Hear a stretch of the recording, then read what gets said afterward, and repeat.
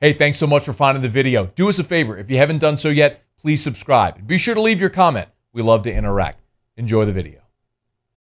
Let me start with your reaction to the NFL making Denver play this game with a practice squad wide receiver at quarterback. Well, I would at first maybe fault the NFL, but I'm going to go more on the strategy of Vic Fangio, where he blamed his quarterback.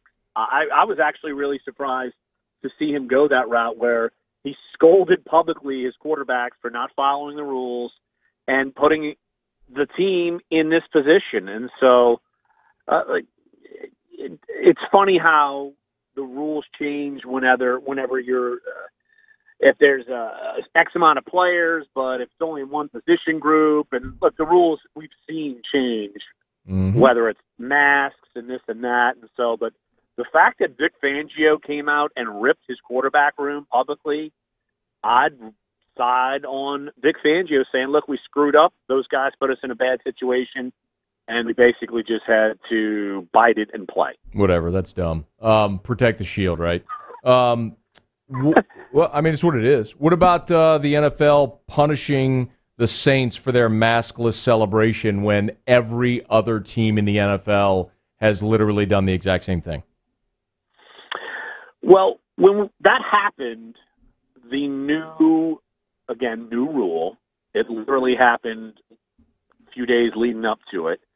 And then the Saints broke protocol, and it took some, week, 2 weeks to finally come down with a punishment. And so, to me personally, I don't care if rich people get fined a drop in the bucket. Okay, so what?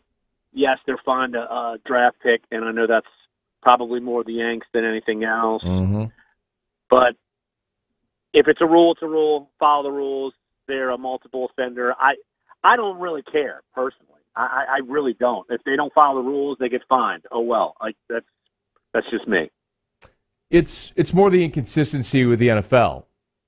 Like, why are the Saints being fined and stripped of a draft pick when there's video of every other team in the postgame locker room doing the exact same thing? Maybe not with the strobe lights and eating a W, but you know what I mean. Well, it's also more than that. They had a maskless meeting that was discovered, so that's part of it too. And they're a multiple offender. Look, the Raiders got docked just as much money and a better draft pick. And I'm curious to see what happens with the Ravens when all of this is said and done. The Patriots got fined $350,000 with Cam Newton being testing positive, and obviously he broke protocol too. So, but if a team is fined money, I couldn't care less. Like I said, that does nothing to a billion-dollar franchise with multi-billion-dollar owners. A draft pick, okay, it's a seventh-round pick. I mean, the Saints traded 4 picks to get up in the third round this past year. Then they got back and got Tommy Stevens in the 7th round, and they dumped it. So I'm really not going to fret about that. But I just think the NFL wants to avoid what is happening with the Ravens and the Steelers right now. It's been postponed 50 times, and now we have Wednesday afternoon football. I mean, that's pretty bizarre. The NFL sucks, whatever. All right, Taysom Hill, people thought he was really good against Atlanta. He was actually really bad for a half, and then they actually ran the Taysom Hill offense, and he was somewhat efficient. He was just not very good against Denver. What do you make of Taysom Hill's day? Well, his day wasn't great, for sure. It wasn't good. It was arguably very poor if you look at it as a pure passer thing. And I'm going to say I didn't say that he was actually, and I know you're not pointing the finger at me, but I didn't say he was very good. No, I'm not pointing the finger at you. No, I'm right, not. I know you're not. But I'm not going to say, oh my gosh, Taysom Hill is the starter after last week, and I'm not going to say he's the starter after this past week, if you know what I'm saying. So I'm looking at it more in the moment. The Saints need to win games. They make a game plan for Taysom Hill. It might be totally ugly. If they win games, they win games. Now, do we need to see more from him to convince you, me, and the civilized world that he should be the starter once Drew Brees leaves? Absolutely, 100%. So these are two different arguments that we're going to make with Taysom. They're winning with the formula that they have, but I don't think that formula is sustainable for 16 games if he becomes the starter next year. Do you think there's anything that could happen? And I'm anything is such a broad term, obviously speaking an absolute like that, but or maybe let me ask you a different way. What would have to happen for Sean Payton to play Jameis Winston this year? An injury? Okay. Or a Nate Peterman type 4-pick disaster, if you remember that. I mean, we remember him because he was a Buffalo quarterback and he threw 4 picks in like 5 passes, and it was awful. Yeah. Like, it would have to take that. Like, if Taysom Hill would have thrown 3 picks against Denver and the game was close or they lost, they'd be starting Jameis Winston this week. I'm fairly confident in saying that. And so that did not happen, though, and we need to see a complete face plant or an injury for Jameis Winston to see significant playing time. Because guess what? Jameis Winston, say against Denver, he would not have helped you running the football as far as using his legs, and he could have easily been more careless with the football than Taysom Hill. So I don't think Sean Payton would have gone that route. So injury or a complete face plant until Breeze gets healthy, because then Breeze is going to start.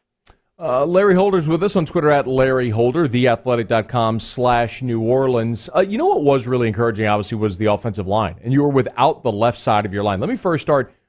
What's the timeline for Terron Armstead's return? I think he's going to miss this week for sure. Again, it's the NFL and their COVID policy. It depends on when he is not showing symptoms and when he's able to get back. It's really complicated. So I would assume he would miss at least this week. Okay. And then he might be able to return next week. Let's just think in the same timeline as Emmanuel Sanders. He missed 2 weeks. Yeah. But it depends on when he tested positive. Like, I think Emmanuel Sanders tested positive on a Thursday. Terron Armstead tested positive on a Saturday. I mean, that's a 2-day buffer. So assume he would miss this week. I would just assume he'd miss the next week, and if he comes back and is able to play, okay. But look, you're right in the sense that the right side of that offensive line, I mean, they played to that side the entire time on purpose, just because you have Ryan Ramczyk over there, and even though Ruiz is still a little shaky at that spot, they were trusting Ryan Ramczyk, and that's why both touchdown runs were on that side. And even the Broncos were playing that side, and they still couldn't stop him. What did you make of Hurst and Easton on the left side? Because if that's what it's going to be again this week, because we don't really have an update on Peat as of yet. Wait till injury reports come out. But I'm curious how that might look this week going to Atlanta.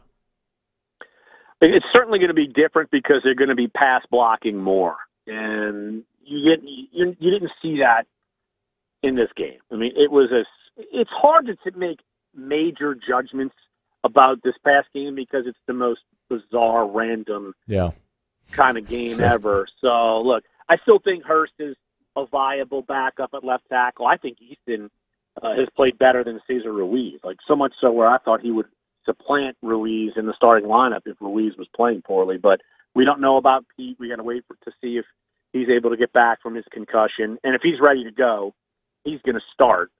Now, will he start at left tackle? I think that's an interesting thing that we need to watch because Hurst and Peat, they can both play that spot. You'd probably want to play Peat at his strength, which would be guard, and maybe have Hurst play on that side. So, look, I think that regardless, you're playing against a Falcons team. Their pass rush stinks. Their pass defense stinks. And it's easier for the Saints to protect against Atlanta and maybe against someone like Denver or Philadelphia. Well, they got Philadelphia coming up next week in Philly, and that is an absolutely dreadful offensive football team. It would hard-pressed to see the Saints losing that game on the road, but it is the NFL. You never know. Let me get a thought before we wrap up on this week going to Atlanta. It's always so weird when you have this 2 games in 3 weeks and with opponents that know each other so well. but the Saints dominated so thoroughly, Larry, and then here they are, just about a 3.5 point favorite in this ball game. What gives? I mean, after the Saints were so dominant, why is this perceived to be such a close game with the Saints going on the road this Sunday?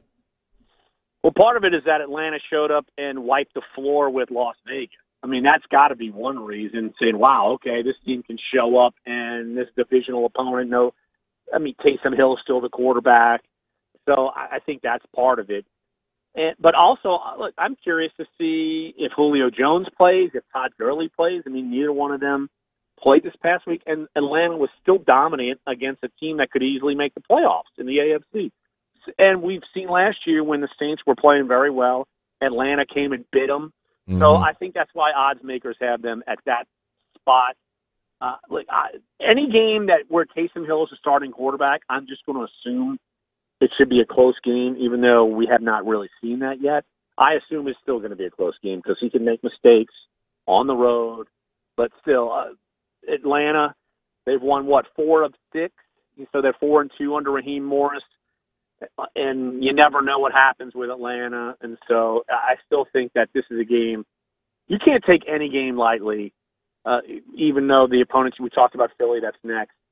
I still think that the Saints, even though they're playing very well, we've seen them in this win streak win games that are close. So I'm not still immune to thinking that might still happen. I see you have a pinned tweet. Who is the Saints' most irreplaceable player? The answer will surprise you. So who is the Saints' most irreplaceable player?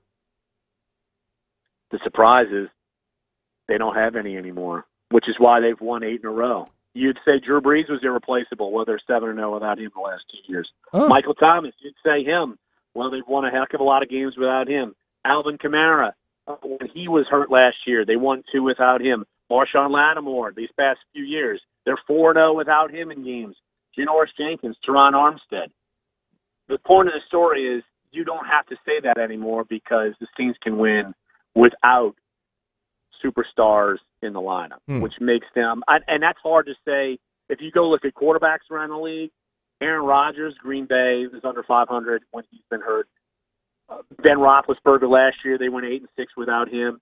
Even Patrick Mahomes last year, they went 1-1 without him. The fact that the Saints win without quote-unquote irreplaceable players is the point of that column.